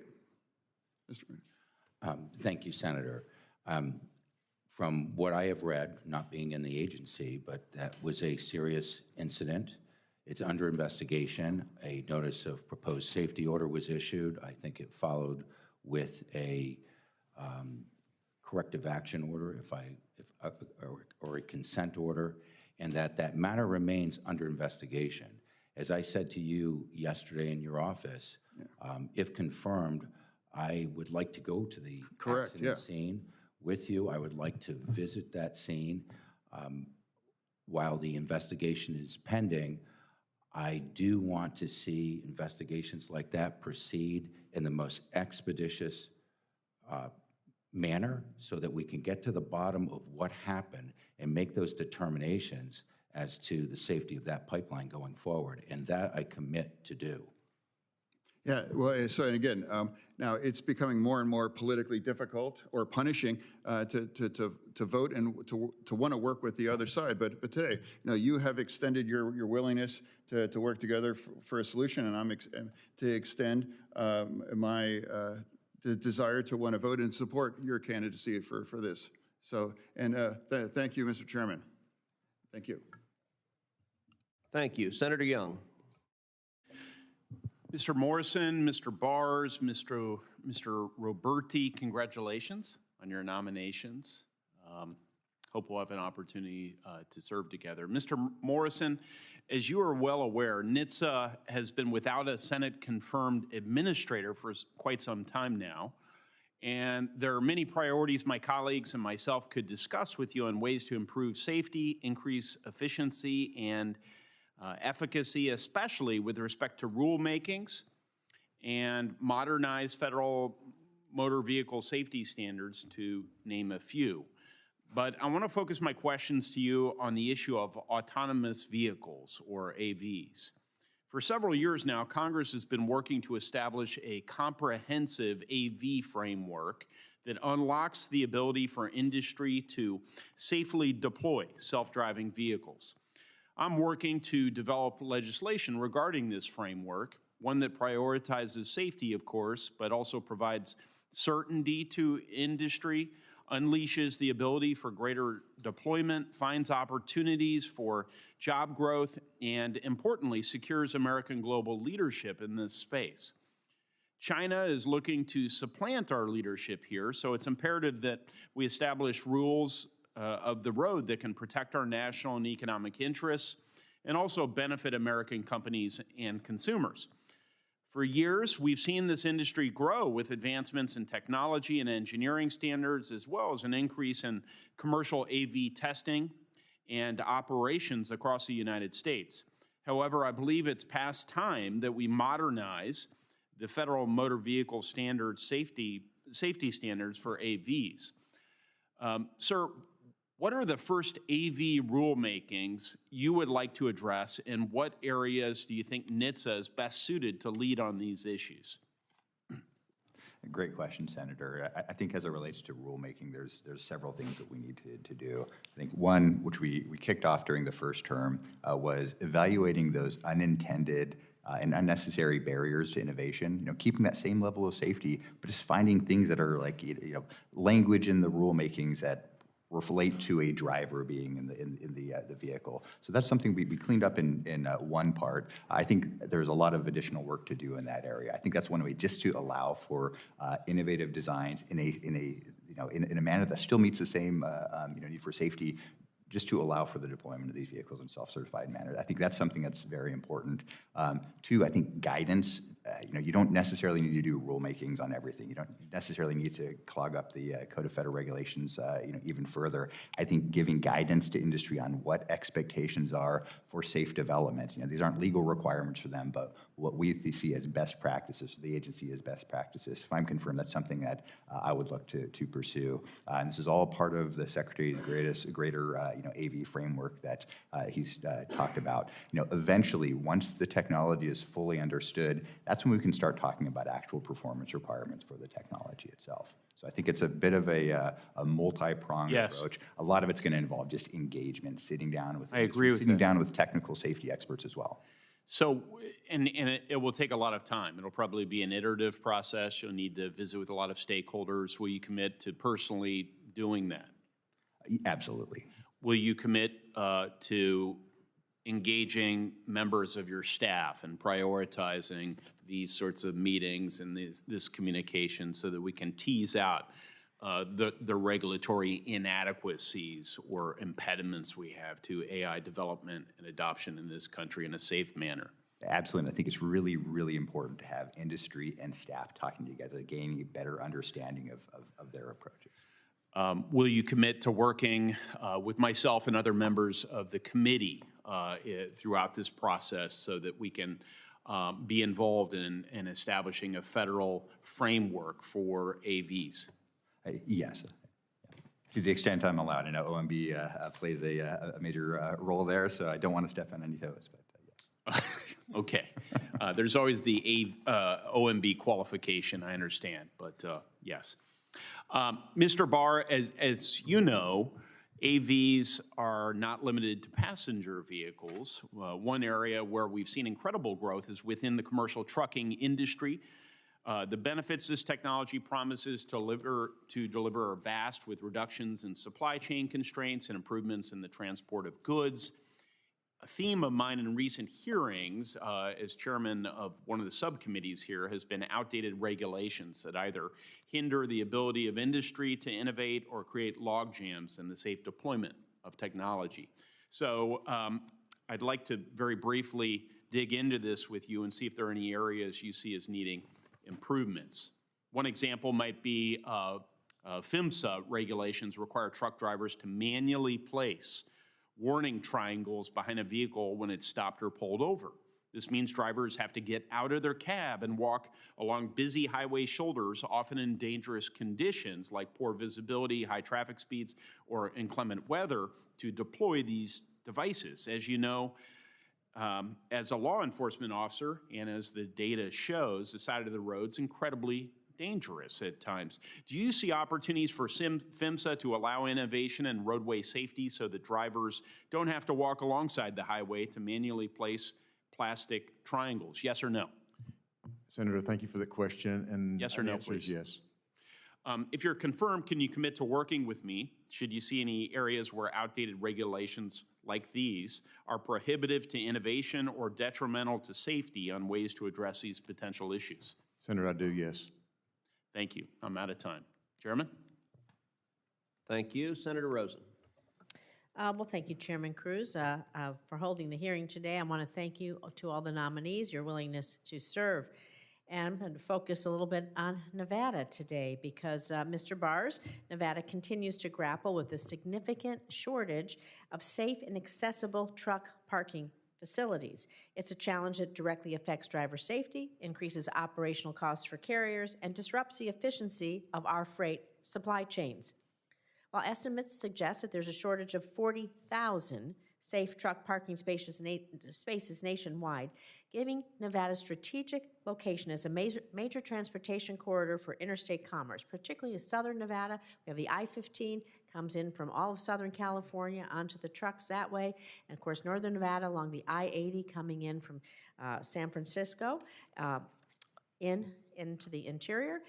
It's particularly critical for our state and for the surrounding region. So, Mr. Bars, can you outline the specific strategies, policies, or funding priorities you would pursue as administrator of PHMSA to help expand this truck parking capacity, improving the safety conditions in Nevada, and it's really going to help our supply chain just move more quickly through the country? Senator, thank you for the question. Truck parking surely is a necessity, is one that I've been working on for a long period of time throughout my career in the public and private sector. I can tell you that in my state, in Florida, we've made that a top priority, just like I know that is an issue for you in your state, and looking at different ways that we can work with Federal Highway with funding that goes directly to truck parking, looking at engineering ways to potentially redesigning current locations that are there now. Smart Park program, would you be interested in using things like that? We do not use that specifically. We use like truck parking availability, which would be similar to that. So yes, being able to get those notifications out to the truck drivers so they can make informed decisions, so they can plan their trips accordingly and get to a spot for safety.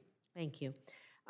On that note, I want to talk about highway fatalities because Nevada's recently been experiencing a troubling increase in highway fatalities. In 2023, our state recorded an estimated 386 traffic deaths. Terrible. And it makes it the second deadliest year on our roads since 2006. It follows a peak year of 2022 where we had 416 fatalities. Even one is too many. So even more concerning, according to the Nevada Office of Traffic Safety, their data during the first quarter of 2024, Nevada saw nearly 40% more fatal crashes compared to the same period in 2023 with 97 deaths between January and March alone. Like I said, these are tragic losses. They're driven largely by speeding, impaired driving, alarming spike in pedestrian deaths, especially in Las Vegas and Reno. So I'm going to turn to you, Mr. Morrison. Given these trends, what concrete policies, enforcement strategies, public safety programs would you prioritize as administrator to reverse these fatality trends? If they're happening in Nevada, I'm sure they must be happening other places. And specifically, how would you leverage federal programs promoting the deployment of advanced technologies like intelligent speed assistance or automated safety systems? And I would really hope that you would coordinate with our Nevada agencies so we can bring that number down. Thank you for the question, Senator. It's a fantastic question, and you're right. It's far too many fatalities. And we've seen, particularly since the pandemic, this increased level. I mean, we're trickling downward again. It's a lot of pressure to get those things delivered. Absolutely. So I think it's got to be an all of the above approach. I think it truly is a crisis that we're seeing. We're seeing fatalities continue at an elevated rate. We're seeing impaired driving at an elevated rate, speeding at an elevated rate, and we need to double down on what are the known, proven countermeasures, what are innovative approaches that we can take to traffic safety as well. In my testimony, one of the things I hammered home is really a need to coordinate, to work, enhance our partnership with the states, including the Nevada Office of Traffic Safety, as well as law enforcement. I think that's another area, is making sure that our laws are actually being enforced. Will you build on this for our rural communities? Because we have a vast rural highway network. I know the chairman does, so many others do as well. It presents unique safety challenges. Our rural roads have they just have this higher rate of fatalities. And could you talk about maybe how would you might address that safety challenges specific to rural highways like we have in Nevada? Yeah, it's a disproportionate number, and you see that across the country disproportionately. If you look at population versus the roadway density, it's disproportionate in the rural areas. So it's a combination of law enforcement, messaging, and all of the above approach. Would you commit to coming back to this committee to talk about some of the new technologies or techniques that you're planning to use? This is an issue that is so important to so many because of the loss of life. To come back to the committee and report on the implementation of such strategies that would help us. Absolutely. Thank you. Appreciate it. Thank you, Mr. Chairman. Thank you. Senator Moreno. So thank you for some additional time. Just want to clarify a couple of things my colleagues said. Just, Mr. Morrison, just make sure we're all on the same page. And again, this topic can be very emotional. I mean, obviously, look, let me just reiterate. Everybody wants our roads to be safer. But do you believe it's a false choice between, if you don't do everything, if you don't put every single safety technology and mandate it, force every American to put it in their automobile, or do nothing, is a false choice? I think so. I mean, Nitsa has congressional mandates that the agency needs to continue to work towards. But when you establish federal motor vehicle safety standards, one of those key elements, you look at the need for motor vehicle safety, you look at the state of the technology itself, you look at the cost, you look at consumer acceptance as well. You really have to look at all those things. But cost is a very important factor. Yeah, and of course, nobody wants to have drunk drivers on the road, but do you think that maybe Biden wasn't able to actually put that rule in place because what they realized is if somebody's actually a drunk driver, they're actually making a conscious choice, which is terrible, and by the way, we should increase the fines and the penalties for that they couldn't just ask a friend to start their car and then you completely eliminated the use of a device that costs thousands of dollars for people who didn't drink. So I think the guiding principle that should be used is common sense. Two beautiful words, common sense. Now, my colleague from Massachusetts brought up seatbelts. I wasn't alive in 61. You probably weren't alive in 61. But it would be maybe something he should think about, that the article he referred to in the New York Times in 1961 was talking about a technology that had been invented 2 years earlier by Volvo in Sweden. And the reason car companies didn't want to put it in those cars in 1961, 2 years after it was invented, and I assume he was talking about, or knows that he's talking about the three-point belt, because the two-point belt had been around since the 40s. So the reason it wasn't put in cars in 1961 is because it would have added massive cost to customers in 1961. And later, when that technology became more mainstream and you had different production methods, it could happen. So I think just to clarify, you're not saying that safety technology shouldn't be put in cars, is that we do have to balance the cost to the consumer, because if the end result is that we have cars that are unaffordable, that's a problem, right? 100% right. I recall when, and not only that, you really have to gain an understanding of the technology before you get anything close to a mandate. Those initial belt designs, they were very effective at channeling forces to the aorta, which had the exact opposite effect that you'd want. So making sure the technology is mature enough is a critical part of it. But again, cost really is important. I remember when I was appointed as chief counsel, this was back in 2017, there was a series of articles that found that the average household income using general affordability metrics could not afford the average price of the vehicle in really any of the municipal areas across the country. I believe at the time it was about $38,000. We're bumping up against $50,000 as the average price of the vehicle today. It's a critical issue that And just to remind everybody, it's $50,000 today. It used to be $41,000 4 years ago. That's a huge problem. And the same thing with airbags, right? Airbags were invented and it took a long time for that technology to evolve, because initial airbags are actually pretty dangerous. Airbags today are completely safe.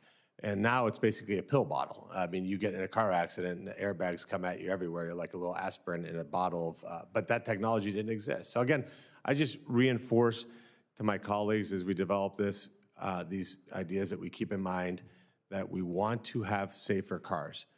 But the marketplace does a really, really good job of making certain that technologies evolve at a pace in which they can be affordable. And look, while you, maybe to some of my colleagues, and if you want to hang out in Martha's Vineyard in a multi-million-dollar home and fly there in a private jet, $8,000 in the price of a car is no big deal. But somebody who lives in Chillicothe, Ohio, that's trying to get to work and needs that car to get there, affordability is a big deal. And that's the mentality that's missing. And part of it is, look, quite frankly, this is a town where nobody even drives their own damn car, right? So when you have a driver that shuttles you all over town, and the last time you were behind the wheel of an automobile was maybe years ago, all these become esoteric problems. But I'm here because we need to bring outsiders' point of views to say, hey, you know what? When you raise the price of automobiles by $8,000 because you have this hell-bent idea that, well, if you can't afford it, too bad for you, it's a problem. And I just hope, Mr. Chairman, that we really take this conversation to the next level, because I'm telling you, the number one existential threat to job growth in this country is the fact that cars, if you take cars, you make them less affordable for humans to be able to live a daily life. It is a huge economic problem. And again, in Martha's Vineyard, no problem. You can get around Martha's Vineyard, no issues at all. Very easy. Fantastic drivers will shuttle you around. And ironically, by the way, 50-year-old Land Rovers that are worth $150,000 that have no seatbelts and no airbags is the #1 car of choice in Martha's Vineyard. But I guess there it's no problem. Thank you, Mr. Chairman. I want to thank Senator Moreno for his impassioned and very well-informed questioning, and just point out for the record that I fully agree we need lower-cost cars, and one of the keys is never, ever, ever get the undercoating on the car. The answer to that is no. And with that, I recognize Senator that also went out in the 70s. Senator Hickenlooper. Thank you, Mr. Chair. I thank all three of you for taking your time out today. Let me start with Mr. Morrison. Impaired driving is a threat to passengers, cyclists, pedestrians, everybody. Last year, the U.S. saw almost 40,000 fatalities involving motor vehicles, 12,429 fatalities involved alcohol-impaired driving. That's 30% of all fatalities. We have a national blood alcohol concentration, BAC, a national limit of 0.08% to determine alcohol impairment.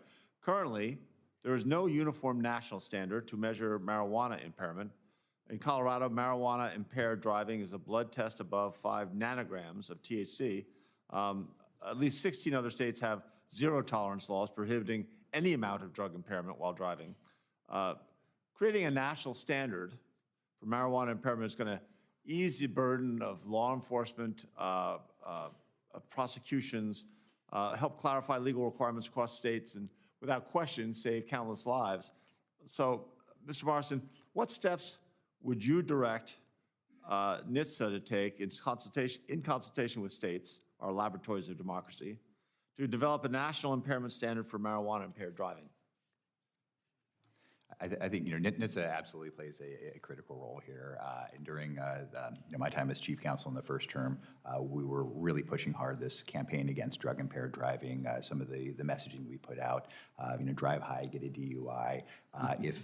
If you feel different, you drive different. I think there isn't this necessarily public consciousness that when people are using marijuana, that it has an impairing effect on their ability to drive a vehicle. And it harkens back to the 50s. If you look at research, people would say it was pretty common for them to say, I need another martini so I can calm down. I drive better when I'm impaired. I think we haven't had that.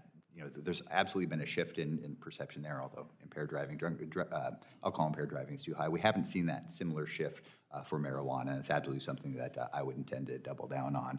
I would also look to partner with, I think, the National Office of National Drug Control Policy to work with them on that as well as law enforcement in the states.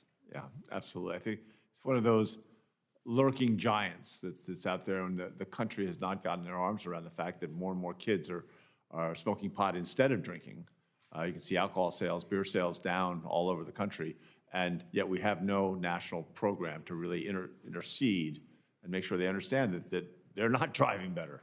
Right, and the poly use is another issue. There's compounding factors of alcohol use with drug use that also need to be recognized. I do understand there are some scientific challenges to really gaining that notion of whether or not there's a threshold level. Well, it's like alcohol. It's different size people. There's some variation there, but the science is getting there, and certainly the level of impairment can clearly be measured and calculated against the consumption of narcotic. Absolutely, and it's an area where I know you've been a national leader. I appreciate that, and would look forward to working with you. You bet. Mr. Roberti, nationwide, PHMSA oversees safe operation of 3 million miles of pipeline, 17,000 underground storage tanks, more than 160 liquefied natural gas facilities. The Colonial Pipeline ransomware attack was a stark reminder of the vulnerability of critical infrastructure to cyber attacks. PHMSA and pipeline operators rely on information provided by the Cybersecurity and Infrastructure Security Administration, CISA, as well as the private sector. Information sharing increases the ability to remain resilient against emerging cyber threats. Unless extended by Congress, authorities under the Cybersecurity Information Sharing Act of 2015 is set to expire on September 30th, 2025. So, Mr. Roberti, do you believe any lapse in authorities to share cyber threat information would increase risk for pipeline operators, and how could PHMSA maintain cyber resilience? Well, thank you, Senator, for the question. And I spoke earlier about the critical importance of keeping a very focused eye on both physical and cybersecurity threats. The Colonial Pipeline, a perfect example, 45% of the energy needs of the Northeast come through that pipeline. And the interruption of that flow of commodities was significant. The coordination among federal agencies is so important. I can't understate it. If you look over the course of the history of this country, the greatest vulnerabilities occurred where security agencies were not sharing information. I do support sharing. As I stated earlier, I had worked previously on agreements with the Department of Homeland Security and Department of Transportation. I believe we need close coordination and information sharing, not just with industry, but across the Federal Energy Regulatory Commission, the FBI, certainly the Department of Energy, and the Department of Homeland Security. I am very committed and very motivated to dig in on those questions and see where we are. I don't know where we are today, but I know that the threats are there. The threat vectors are always changing, and I'm committed to working cooperatively to advance that. I'm out of time, but I do want to leave just with Mr. Morrison that the fact that there are no federal statutes or regulations that oversee fully autonomous vehicles yet coming out of our laboratories of democracy, that should be, I'm going to submit a few questions on that in the written just because we're out of time now, but I think that's another big issue that we're going to have to face. Yield back to the chair. Thank you. I will now turn to my friend from Massachusetts, who I would note regularly reminds this committee that the word car can be a two-syllable word.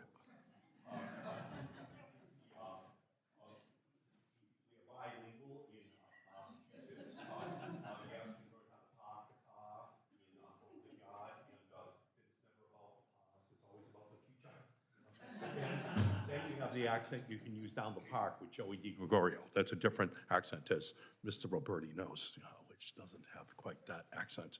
I am bilingual. I'm sure Mr. Roberti is as well. You just have to know where each accent can be used. So I thank you, Mr. Chairman. And just to follow up on the senator from Ohio, I'm an expert on auto safety.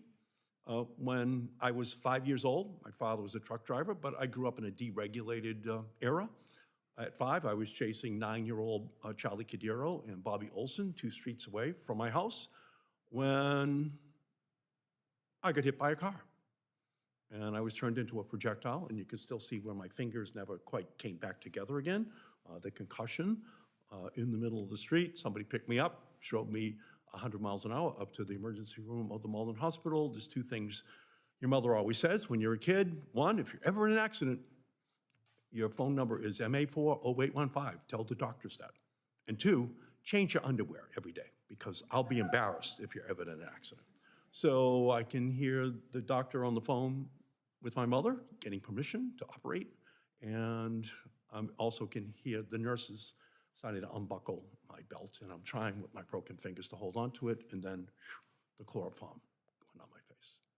I'm an expert on auto safety, on the impacts on children, on parents. I'm an expert on that, to the gentleman from Ohio, in Malden, Massachusetts, a blue-collar community.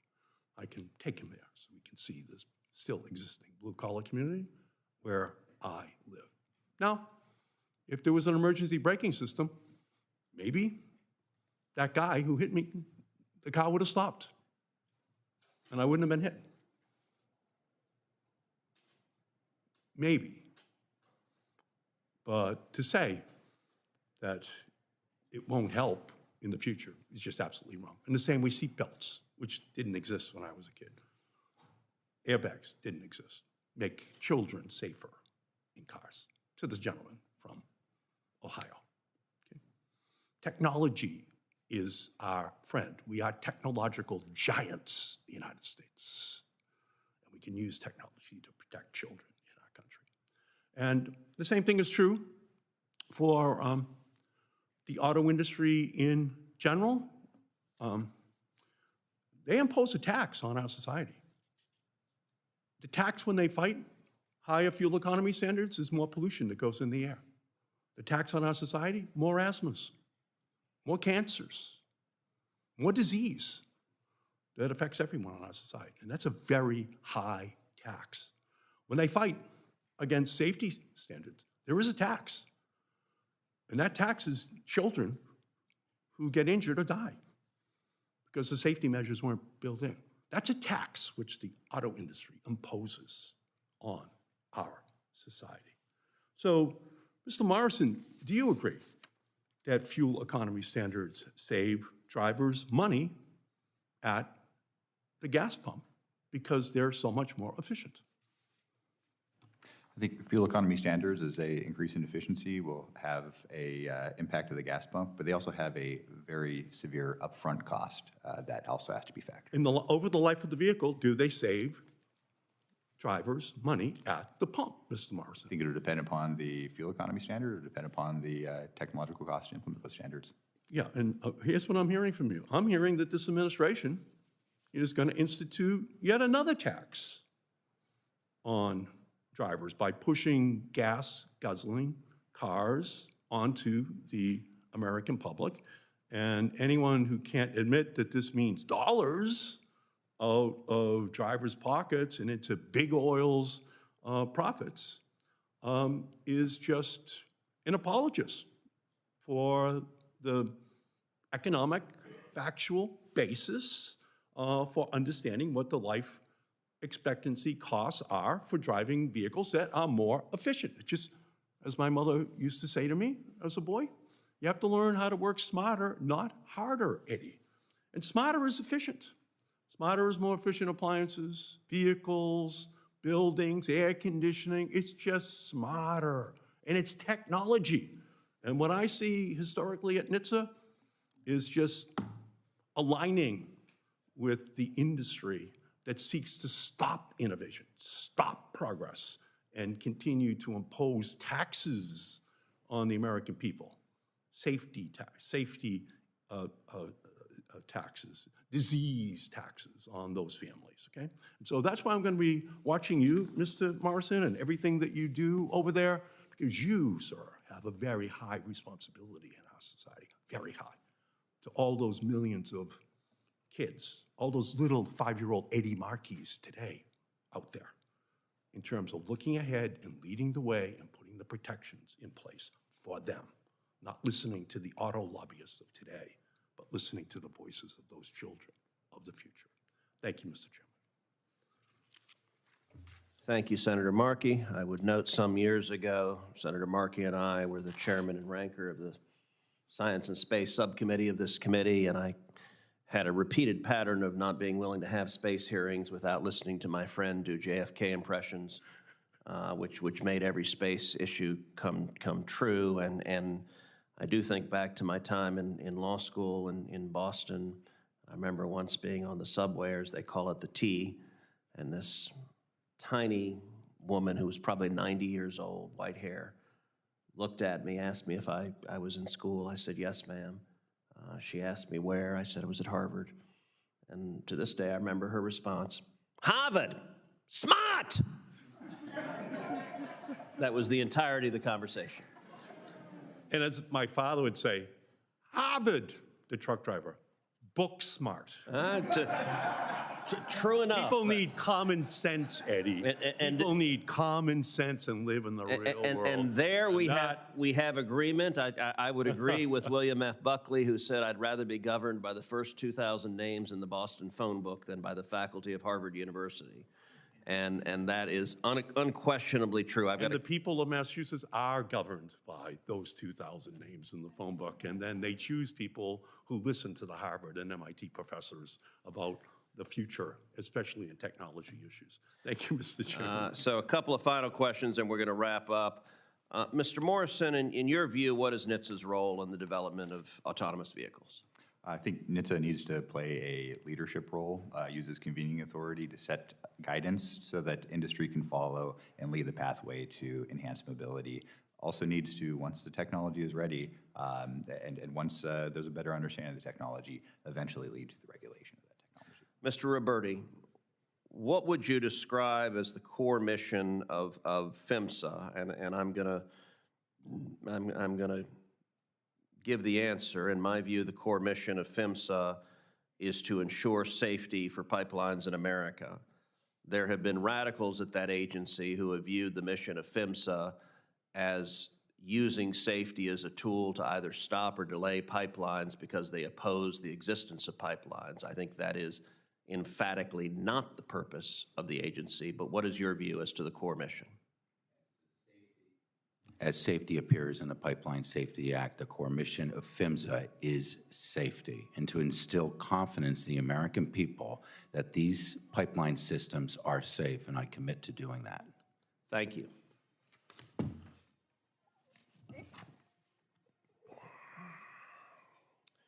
Mr. Bars, Mr. Morrison, Mr. Roberti, my final question is required of all nominees. If confirmed, do you pledge to work collaboratively with this committee to provide thorough and timely responses to the committee's requests and to appear before the committee when requested?